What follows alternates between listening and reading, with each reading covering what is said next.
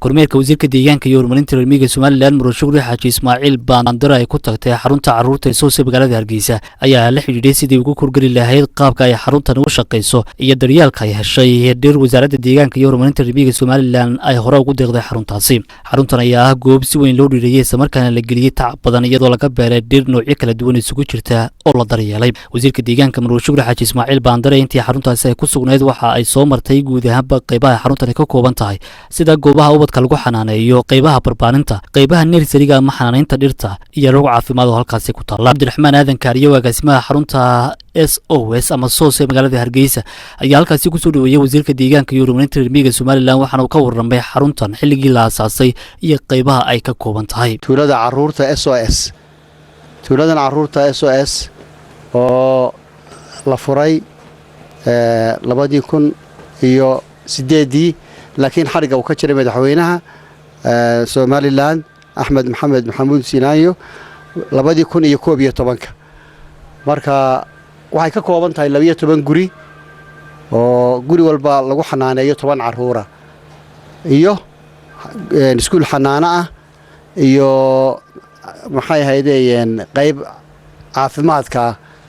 oo maxay ahaydeen xarun caafimaad. waxa markaa tuuladan markii aanu imanaynay ay soo degaynay waxa ahayd garoon cidla ah oo geedna ku ool waxbana wax dhira xagga deegaanimo ahaan aan lahayn garoonku badda lagu ciyaaray ahaan jirtay. laakiin maanta alxamdulillah ka bacdi 8 sanadood oo la deganaa aanu deganayn oo la ilaaliyay degaankii la dhowray waxay quruxda aad arkayso iyo maxay ahaydey deegaanka quruxda badan ayaa ka soo baxay. waxaanay tani tusaale u tahay haddii deegaankeena la dhowro oo la ilaaliyo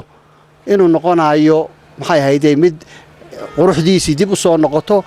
manaafacaad fara badan oo intan ka badanna yeesha. wasiirka deegaanka iyo horumarinta reer miyiga Somaliland Murashugri Xaaji Ismaaciil Baandare oo iyadoo halkaasi ka hadashay ayaa u mahadcelisay maamulka xarunta SOS ee magaalada Hargeysa sida wacan ee ay xarunta u dhireeyeen iyo tacabka faraha badan ee ay geliyeen dhirta. maanta fursad bay noo noqotay aad iyo aad u qaaliya inaan iskuulka SOS nimaadno oo nagu marti qaadaan in Cabdiraxmaan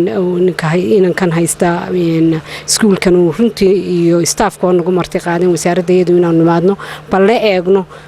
dhirtii ay meel walba ka keeneen iyo dhirtii ay wasaaraddu siisayba sida ay u baxeenayso isu bedeleen iyo dhulku marka laga shaqeeyo ee la xiro si isu bedelayo la yaab weeyaan. waxaan ma yaabay markaan soo galay sidii ahaan jirtay markii la furayay maalintii la furayay iyo maanta siday tahay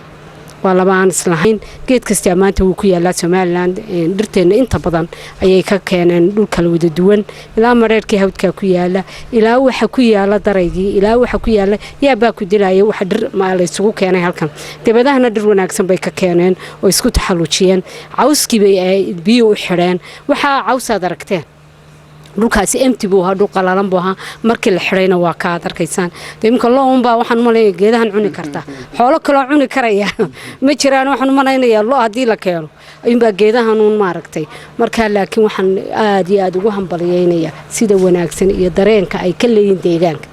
siday u ilaalinayaan iyo say dhirtaas oo dhan isugu taxalluujinay keenaan ayaa la yaab leh. waxaan leeyahay dadka ha lagu waa SOS waa magaalada dhexdeedii Hargeysa dhexdeedii dhul maran bay ahayd ya ganad waa la wada garanaya say u marnayd maantana siday tahay waa taa la arkayo wixii laga shaqeeyay tacab la geliyaaba waxbay ay dhalaan ay soo saaraan. qof kasta bal ha isku taxalluujiyo inuu dhirta u beero